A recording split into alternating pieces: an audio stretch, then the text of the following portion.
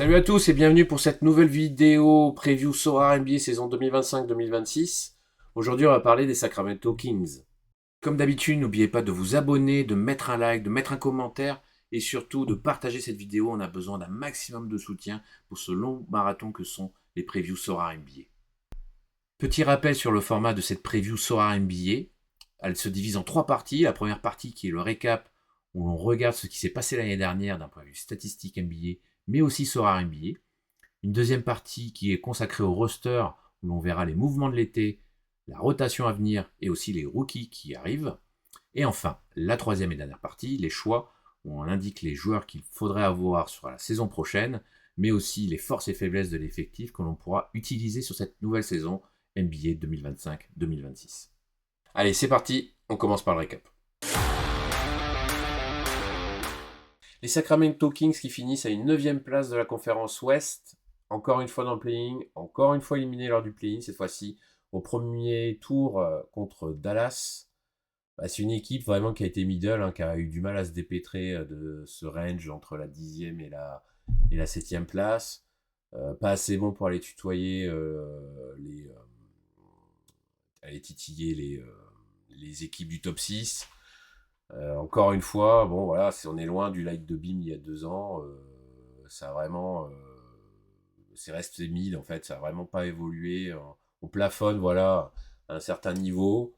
Il y a essayé des tentatives de mouvement avec enfin le départ de Fox qui ne voulait pas prolonger, l'arrivée de Zach LaVine, on reconstitue le duo LaVine-DeRozan.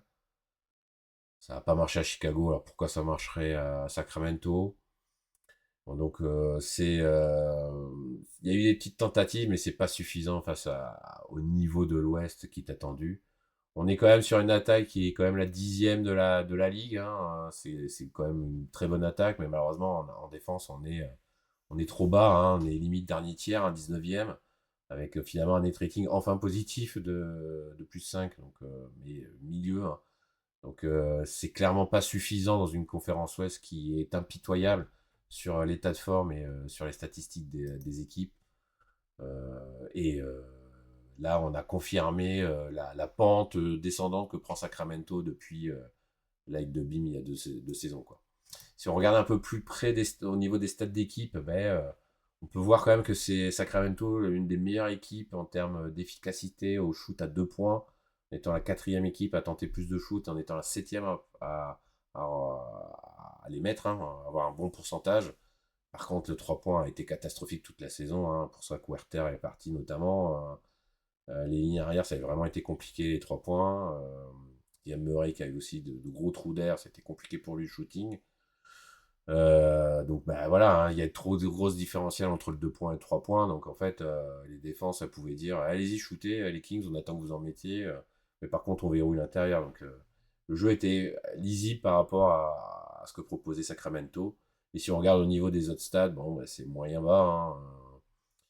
Beaucoup trop de pertes de balles aussi. Alors ça, c'est pas très bon d'avoir le turnover, les pertes de balles en vert.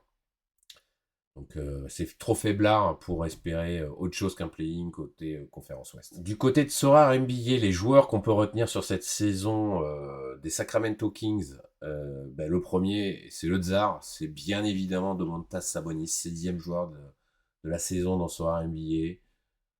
Le go-to guy de cet effectif des Kings, vraiment omnipotent, Monsieur Double Doom, donc automatiquement ça fait des grosses stats dans Sora, au point, rebond, du bloc, de la passe, enfin voilà, vraiment il stat de partout, il nous a fait qu'un ou deux triple-double minima sur la saison dernière, donc voilà, c'est un joueur qui a énormément de temps de jeu, qui a énormément de responsabilité, il est seul dans son secteur de jeu à l'intérieur, à être au four au moulin, donc ça fait de grosses stats, c'est ce qu'on cherche dans Sora, et comme il peut avoir souvent, selon l'adversaire qu'il a en face de lui, des variances de scoring, ça lui fait un L10 qui peut être très régulièrement observé et potentiellement anignable parce qu'en fait le L10 est tellement bas qu'on sait qu'il va faire un 60, un 50-60 en termes de score Sora, et donc c'est ce qu'on cherche comme ratio avec du plus 20, du plus 15, du plus 25. Et voilà, c'est un joueur qu'on a toujours on the spot, qu'on doit avoir dans sa galerie, à toujours sortir au bon moment parce que ça fait la différence sur des game week. Là, le deuxième joueur, c'est un promesse et c'était une surprise, vraiment. C'est Keon Ellis. Keon Ellis qui, petit à petit, a fait son trou, hein. Il a pris la place de Davion Mitchell dans la rotation sur les lignes arrière de Sacramento.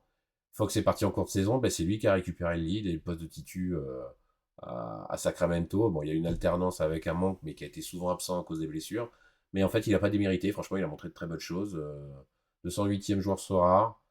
Il y a une variété aussi au niveau de son scoring qui est vraiment intéressante. C'est pas la première option, mais c'est quand même des éléments qui montrent que maintenant il a sa place largement dans l'effectif de Sacramento en tant que titu ou au moins en première option en sortie de banc sur la ligne arrière. Donc c'était vraiment une belle promesse. Et enfin la déception, on parle tout d'abord de Mars Zerozan, un 56e joueur Sora, un joueur mid. Alors déception dans Sora, c'est que ce joueur-là, en fait, allez voir sa courbe de perf, il fait tout le temps les mêmes scores. Et donc en fait, il y a zéro variance. Et c'est tout ce qu'on veut pas dans Sora. Vraiment, c'est un joueur qui n'est pas possible à jouer dans Sora parce que le joueur est régulier, il peut être bon, mais de façon régulière, il va tout le temps faire un scoring entre 38 et 45. Et donc on fait pas de performance, c'est pas ce qu'on cherche. Donc vraiment, c'est vraiment un joueur qui pouvait peut-être avoir plus de responsabilités, avoir un peu plus de pique la saison dernière, mais bon, avec l'arrivée de Lavine, ça a direct éteint une potentielle surperf de sa part. Donc il y a eu un éclair de génie, je me souviens de tête, quoi, mais bon, globalement, voilà, quoi, c'est un joueur mid, c'est pas ce qu'on veut avoir dans notre galerie. Je mettrai juste après un dernier point sur déception en complément, on se le note, c'est Keegan Murray qui n'a pas confirmé la saison dernière tout le potentiel qu'il a. Et comme en plus avec les transferts qu'il y a eu à Sacramento, ça l'a fait redescendre dans la hiérarchie des premières options de shoot. Et il en a vraiment pâti et donc il n'a pas pu avoir le rayonnement qu'on connaissait il y a 2 ans. Donc c'est aussi une petite déception, mais des choses qui expliquent très largement le pourquoi de ces perfs qui ont descendu. D'un point de vue équipe, dans Sora, les Sacramento Kings, il y a beaucoup trop de jaune orangé, hein, c'est vraiment moyen partout. Hein, en termes de scoring marqué, c'est 15e, donc on est pile poil au milieu, que ça soit en PSO marqué et en PSO encaissé, donc c'est vraiment pas une défense des match-ups qu'on cherchait en premier choix sur la saison. C'est étonnant de voir que c'est que la 15e équipe en PSO marqué avec des joueurs qui pouvaient être méga surperf comme Sabonis ou Malik Monk. Alors après, il y a Malik Monk quand même qui a raté beaucoup de matchs la saison dernière pour cause de blessures. Donc voilà, c'est un peu le smiley neutral, hein, c'est vraiment pas fou. Si on regarde après dans le scoring adverse sur les matchs face à Sacramento, c'est pareil, c'est mi-figue mi-raisin, voilà, c'est fade. Et on voit que quand même, étonnamment, au niveau de la ligne arrière qui sortait du banc, c'était quand même dans le top 10 des meilleures défenses, en 10e, hein, donc c'est pas foufou non plus. Hein, donc on s'emballe pas. Et aussi que sur la rotation des pivots, au final, c'est pas si pire, hein, malgré une rotation ultra faible derrière Sabonis. Mais les pivots sortant du banc ne scoraient pas beaucoup plus. C'était dans une équipe moyenne qui arrivait quand même correctement à défendre d'un point de vue Sora, hein, de stats Sora.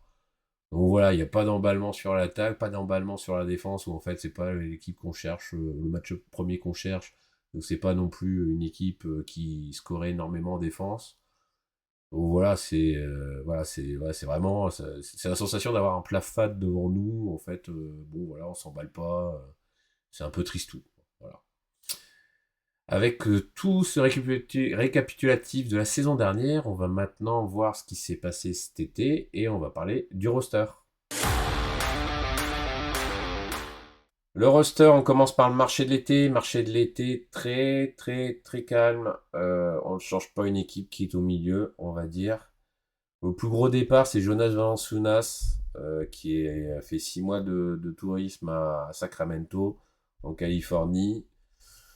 C'est dommage parce qu'en fait c'était une vraie option en sortie de banc, donc là en fait finalement il a décidé d'aller jouer plutôt le titre à Denver et on comprend tout à fait, hein, en échange de Dario Saric, le cadavre de Dario Saric où l'année dernière il a erré dans cet effectif de Denver d'une manière assez étonnante alors qu'il avait montré des choses intéressantes à Golden State.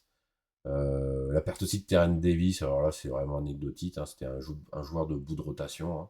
Et puis après il y a des petits ajouts, Dennis Schroeder, alors intéressant, maintenant la question est de savoir est-ce que le fibra de Schroeder peut avoir un impact sur le NBA Schroeder. Dennis Schroeder qui en est sa 40e équipe en 2 ans.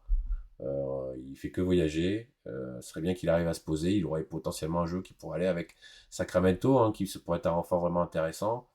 Il sort encore d'un euro énorme. C'est bien le seul à croire en lui, hein, comme d'hab, mais il montre à tout le monde que tout le monde a tort de ne pas en croire en lui. Il a montré des billes intéressants l'année dernière.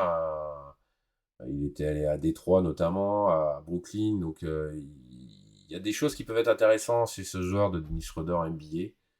Est-ce qu'il va réussir à enfin poser ses valises et enfin avoir de la régularité dans ses performances et avoir un poste intéressant entre un titu ou un meneur en sortie de banc? C'est à surveiller. C'est pas la sécurité sociale par rapport au pedigree qu'il a en NBA, mais il y a des choses qui pourraient montrer qu'il soit intéressant dans cet effectif des Kings. Et puis après, bah, derrière, c'est des ajouts vraiment anecdotiques, hein. Alors, Drew Eubanks, qui a pas fait grand-chose la saison dernière, qui erre d'équipe en équipe depuis son départ de Portland. Il était notamment à Phoenix et à Utah. Bon, il n'a pas fait grand-chose. Là, ce sera de la rotation derrière Sabonis. C'est pas non plus à se casser le cul par terre, hein, vraiment. Voilà, hein. Et puis après, Isaiah Stevens et Deacon Plowden, on va dire à peu près comme ça. Bon, alors là, c'est aussi du joueur anecdotique de bout de banc. Donc c'est vraiment un marché d'été très pauvre pour une équipe qui est mid et qui ne s'est pas améliorée pour sortir du mid. Les rookies qui ont été sélectionnés par les Sacramento Kings cette année, ils sont au nombre de 2. Le premier choix, c'est le 24e choix, c'est Nick Clifford. C'est un small forward. Donc d'après les scouts, il est comparé à un profil similaire à Josh Hart. Donc c'est un joueur qui n'est pas très grand, hein, pour un small forward. Il fait 1m96, il a quand même une envergure supérieure à 2 mètres. Il est un bon scoreur polyvalent, il tournait quasiment à 19 points par match. Il a aussi une bonne qualité au rebond, hein, c'est-à-dire quasiment 10 rebonds par match. Tout ça grâce à des très bonnes capacités physiques, hein. Il est vertical, il a un physique solide. Et donc, bah, tout ça, c'est des avantages pour son jeu sur une finition panier, mais aussi pour aller chercher du rebond. Il a l'agressivité qu'il faut d'un point de vue physique pour pouvoir aller justement chercher ses paniers près du, ses paniers près du cercle. Il a quand même un tir qui pour le moment est en grand questionnement, hein, parce qu'il a quelques shoots en mi-distance, mais c'est vraiment très familier par rapport au reste de son jeu. Donc, ce qui est l'avantage, c'est par rapport au profil quand même solide et moyennement grand, il peut jouer quand même à plusieurs postes. Il peut jouer sans avoir le ballon et il arrive quand même à faire de très bonnes lectures offensives. Donc, c'est quelqu'un qui peut contribuer, alors de façon un peu moins, mais qui peut rendre des services en tant que créateur ou facilitateur de jeu. En revanche, en termes de capacités qui sont des limites qu'on voit actuellement, mais il n'a pas en fait d'éléments qui sont spécifiques à son jeu en termes d'attaque, un skill qui serait à démarquer des autres. Euh, Son shoot quand même sur les attaques statiques, il est pas foufou, hein, c'est encore un peu compliqué. Et puis la grosse question, c'est son réel niveau, hein, parce qu'il arrive tardivement en NBA, il a 24 ans. Et donc, comme il n'a pas une très grande expérience au haut niveau, hein, il était quand même dans une petite fac à Colorado State, ben, il y a des questionnements de savoir, ben, qu'est-ce qui va être comme joueur demain en NBA. Donc, c'est un pari. Après, c'est un fond de premier tour, hein, donc malheureusement, le Sacramento n'a pas pu drafter assez haut. Donc, c'est une tentative de pari sur un poste qui peut en avoir besoin du côté de Sacramento. Le deuxième choix, et là c'est un petit cocorico, hein, c'est Maxime Reynaud. Maxime Reynaud qui est un centre, 42e choix, donc deuxième tour. Il est comparé en termes de profil à équivalent à Quinton Post qui joue à Golden State. Apparemment, c'est déjà un chouchou à Sacramento. C'est un super pivot qui a vraiment fait une très belle dernière année d'université. Il a fini avec une moyenne supérieure à 20 points et à 10 rebonds. Donc, il fait partie de ses meilleurs de sa catégorie l'année dernière sur l'année universitaire. Il a bien progressé au niveau des blocs en tournant quasiment à 1 contre et demi par match. Et en plus, bah voilà, il a des capacités physiques, il a une taille de 2,16 m. Il a une envergure de 2,17 m, donc c'est énorme. Et ça peut apporter des choses dont Sacramento a grandement besoin en backup de Montas Sabonis. Donc après, si on regarde au niveau de ses forces, c'est un gros scoreur et donc gros rebondeur. Il arrive à scorer en allant vers le panier et il a un bon jeu de pied touché pour aller facilement marquer sous le cercle. Il a réussi à vraiment progresser, on l'a vu l'année dernière, les matchs qui étaient retransmis notamment sur Bein, avec, en niveau du shooting et shooting à 3 points, il a vraiment fait de très gros progrès. Il va falloir qu'il continue à bosser sur ça, c'est la bonne voie pour lui pour apporter justement, continuer d'avoir en fait apporter de la space au jeu de Sacramento. En plus, en ayant Domantas Sabonis comme mentor, pardon, euh, ben, c'est top. C'est vraiment pour son développement, ça peut être génial, hein, donc ça peut être vraiment parfait. Et puis voilà, notre gros point, c'est que voilà, ça, comme il a ces deux facettes d'attaquer le cercle et de shoot à 3 points, donc il a une variété dans son jeu offensif de facto. Et grâce à ses qualités de rebondeur, ben, il arrive aussi à avoir beaucoup de rebonds offensifs, hein. Donc c'est vraiment un gros apport. En plus, bon energizer, ça va vraiment être un gros plus pour Sacramento. Les points négatifs, et bien évidemment, hein, s'il y en a, hein, c'est qu'il a un gros manque d'explosivité, il n'est pas très athlétique. Donc sur tout ce qui va être contre-attaque, il va demander de la mobilité sur des séquences d'attaque ou de la défense sur des postes autres que les pivots adverses, ça va être très compliqué pour lui, hein. Il n'a pas non plus dans sa panel de jeu, il n'a pas non plus une possibilité d'avoir un tir en sortie de dribble et tout. Ça, pour lui, actuellement, c'est pas existant, hein. Donc, automatiquement, les défenseurs vont plus facilement le lire si cette carte à jouer dans son jeu offensif n'est pas présente. Et donc, enfin, voilà, c'est que globalement, la protection de cercle, du fait de son manque d'athlétisme, et malgré une énorme taille et une énorme envergure, ben, en fait, là-dessus, il va être vite un point visé par les adversaires. Donc beaucoup de positifs, pas mal de négatifs, c'est pour ça qu'il a été drafté en deuxième choix. Mais des premiers échos qu'on a pu voir déjà à son arrivée à Sacramento, tout le monde est emballé là-bas et ils ont l'air de croire fortement au projet. Et ils ont raison au vu de la pauvreté des backups derrière Sabonis. Il pourrait vraiment, Maxime Reynaud, avoir une bonne chance de s'installer bien dans la rotation dès la saison prochaine. Concernant la rotation des Sacramento Kings, ben, on est sur une depth chart proposée par nos amis de CBS Sport sur les mêmes bases que la saison dernière, avec Malik Monk à la main, Zach LaVine en shooting guard, DeRozan, son compère des Bulls/Kings en small forward, et puis après la paire intérieure, Keegan Murray qui est plutôt fuyant, et Domantas Sabonis.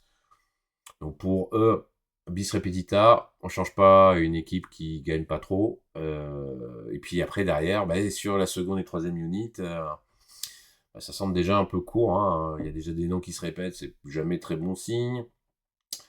Denis Schroeder, on va voir ce que ça va donner dans son énième équipe en NBA. Devin Carter, on a vu des choses intéressantes, donc ça pourra être une petite rotation. Alors ça va pas casser trois pattes à un canard, mais c'est quand même pas mal. Et on va voir comment sa deuxième année de NBA va se développer. Bah, Keon Ellis, comme on a dit, qui a été une bonne surprise finalement la saison dernière aux Kings, en sortie de banc, ça peut être largement correct. Alors après, derrière, quand on commence à regarder le poste de power forward et de centre, là, on commence à pâlir, c'est vraiment pas très très joli. D'où en fait une très belle opportunité pour notre Français Maxime Reynaud ben, d'avoir vite du temps de jeu. Donc on voit que ben, on va rester sûrement des standards similaires, c'est-à-dire qu'un 5 fort, derrière une rotation un peu faiblard, et surtout dans une conférence ouest, dans une conférence ouest qui est la jungle pour essayer de s'en sortir. C'est pas très très très positif de voir ça. Donc à voir déjà si on est vraiment à une blessure d'un joueur majeur, hein, d'un Sabonis là, Sabonis se pète, alors là c'est finito, hein, clairement. Donc on n'est pas, c'est pas, voilà, on n'est pas très optimiste sur la suite. Alors si on regarde nous notre côté, le 5 majeur sur lequel on part, on est quasiment sur la même chose. Alors après, on se dirait en fait dans un rôle complémentaire, on voit plus un Malik Monk en tant que leader en sortie de banc, mais surtout leader en temps de jeu, hein, c'est-à-dire que c'est juste pour le 5 de départ où Keon Ellis débute et Malik Monk rentre rapidement en jeu, mais il a un temps de jeu titulaire en sortie de banc. C'est là où il fait ses meilleurs perfs. On voit qu'en termes de titulaire, c'est pas mal, mais c'est pas non plus un poste 1 de base, hein, Malik Monk, hein, c'est plutôt un poste 2. Le fait est que ça klaxonne avec un Zach LaVine et des DeMar DeRozan sur des postes, sur ces postes-là. En fait, il y en a un trop, hein, très clairement, hein. Il va falloir que si les Kings veulent s'améliorer, qu'il y en ait un des deux entre LaVine et DeRozan qui partent. Parce qu'on verrait bien potentiellement un 5 avec Keon Ellis, Malik Monk en 2 et un Zach LaVine en 3, quoi. Donc, c'est en fait ça n'a pas changé et ça va sûrement pas changer sur le résultat, hein, voilà, hein. C'est ça un peu où on est un peu dubitatif parce que on est très sceptique sur cette nouvelle saison des Kings pour qu'il y ait une amélioration euh, dans le résultat final. Après tout ça, bon, on va quand même essayer de faire des choix. Les choix, alors en termes de joueurs dans Sorare, les choix que l'on pose de suite, bien évidemment, le choix. Comment ne pas le choisir lui en premier? Ben, c'est bien évidemment dans mon stade Sabonis, hein. C'est, comme on a dit, omnipotent à l'intérieur. C'est seul à faire toutes les tâches défensives à l'intérieur. Donc automatiquement, il prend beaucoup de rebonds. Il tourne en double-double, hein. C'est monsieur double-double la saison dernière. Il n'a pas de backup, donc il va avoir un temps de jeu monstrueux. Voilà, et le bonhomme, on l'a vu, hein, c'est un pic sur lequel il peut avoir quelques variances et avec un 43 en plus en L10 en début de saison, ça peut être potentiellement bas sur quelqu'un qui peut vite tutoyer du 50-60 du fait de sa giga importance dans l'effectif de Sacramento. Donc c'est un choix, on va dire en enfance des portes ouvertes, mais c'est bien évidemment le choix à faire dans cette équipe de Sacramento. Notre pari, c'est aussi une déception de la saison dernière. Il n'a pas fait sur les saisons d'avant les mêmes standards. C'est Keegan Murray, hein, Keegan Murray qui a eu vraiment beaucoup de bas et quelques pointes hautes, hein. Il n'a pas réussi à stabiliser l'arrivée du duo DeRozan-Lavine. Ça l'a pas vraiment aidé. Donc il est maintenant plutôt. En plus, si Malik Monk est titulaire, c'est vraiment la cinquième roue du carrosse au niveau du 5 en termes de scoring. Donc là, il a un L10 vraiment en plus bas pour le début de saison 20, hein. Donc c'est vraiment un joueur hyper intéressant parce que c'est un pur shooter à 4, hein. Il joue 4 un peu par défaut, hein, parce que c'est vraiment un shooter à 3 points vraiment très très fort. Maintenant, voilà, comme on dit, c'est au niveau du scoring, comment il peut faire sa place avec tous les bouffeurs de ballon et les gros scores qu'il a à côté de lui. On le dit, hein, voilà, c'est une des seules rares gâchettes avec Monk qui est dans un degré moins de Lavine sur ce 5 de Sacramento. On espère qu'il puisse retrouver un peu ses standards et ce qu'il nous avait pu nous montrer sur les saisons d'avant, hein, sur les 2 saisons d'avant. On va espérer que qu'il y ait du mouvement au moins pour que ça puisse lui relibérer de l'espace dans ce 5 et avoir une vraie liberté pour pouvoir apporter du scoring et toutes les autres stats qu'il fait déjà dans Soar. Donc c'est vraiment un pari, mais ça va, comme on dit, ça va vraiment dépendre de comment va évoluer cet effectif des Sacramento Kings. Le risqué, et c'est notre père des Bulls, hein, Zach DeRozan ou DeMar DeRozan, hein. Les deux anciens Bulls, ça marchait pas à Chicago. Sacramento a dit tiens, on va retenter, ça va peut-être marcher. On se demanderait pourquoi ça marcherait, hein. Ça se marche sur les pieds, hein. Les deux, c'est pas vraiment complémentaire. Ça stéréotype un peu les attaques des équipes dans lesquelles ils jouent tous les deux ensemble. DeRozan, voilà, ça ralentit le jeu, ça joue du mid-range tout seul, ça immobilise le ballon. Lavine, c'est des hauts et des bas. Quand ça commence à rentrer, qu'il a la confiance, c'est intéressant, mais c'est tellement irrégulier que comment tu peux te reposer sur un joueur comme lui. Très compliqué de comprendre pourquoi les Kings ont essayé de tenter ce pari-là, de ramener ces deux joueurs-là à Sacramento. Bon, donc voilà, ça nous semble encore risqué. Les LD sont quand même bas parce que c'est des joueurs. Alors, DeRozan, non, parce que DeRozan, ça dépasse pas 45. Mais comment ça s'appelle? Zach LaVine, en fait, lui, ça peut être intéressant parce qu'il peut avoir des coups de chaud, mais c'est tellement sur courant alternatif que c'est compliqué de se dire on va se baser sur lui comme joueur de base sur un effectif, hein. Donc ça nous semble les deux éléments risqués. Et enfin le win now, pour nous, c'est le chouchou de tout joueur qui joue sur Sorare, qui a de l'expérience sur Sorare. Malik Monk. Malik Monk avec un L10 de début de saison incroyable de 25. Hein, c'est un joueur qui peut péter facilement du 60 sur un coup de chaud. Hein. C'est voilà, un ultra scoreur dans Sorare où en fait il enfile les perles comme des paniers à 3 points. Hein. Il arrive à faire en plus du passing et tout. Donc c'est la seule vraie option de scoring en sortie de banc. Alors, donc, mais c'est un joueur de banc qui a un temps de jeu titulaire. Hein. Donc la question est de savoir comment Doug Christie va le faire jouer. Est-ce qu'il va le mettre en titu ou est-ce qu'il va le remettre en sortie de banc? Il semble meilleur quand il sort en sortie de banc et plus concerné au niveau du jeu et des stats. Mais voilà, c'est une des premières, en général, quand on commence ce rare, c'est une des premières cartes qu'il faut avoir, Malik Monk. Parce que c'est du joueur à forte variance, c'est le type de joueur parfait pour ce rare. C'est du joueur qu'on veut avoir dans sa galerie, parce que c'est facilement alignable, et ça peut vite rapporter très gros. Donc, Malik Monk en win now. Bon, qu'est-ce que ça donne Sacramento dans ce rare? Ben voilà, hein, comme on disait, hein, Sabonis, double man, hein, un joueur tellement régulier dans ses perfs NBA, mais surtout après derrière avec de la variance haute hein, et des grosses surperfs.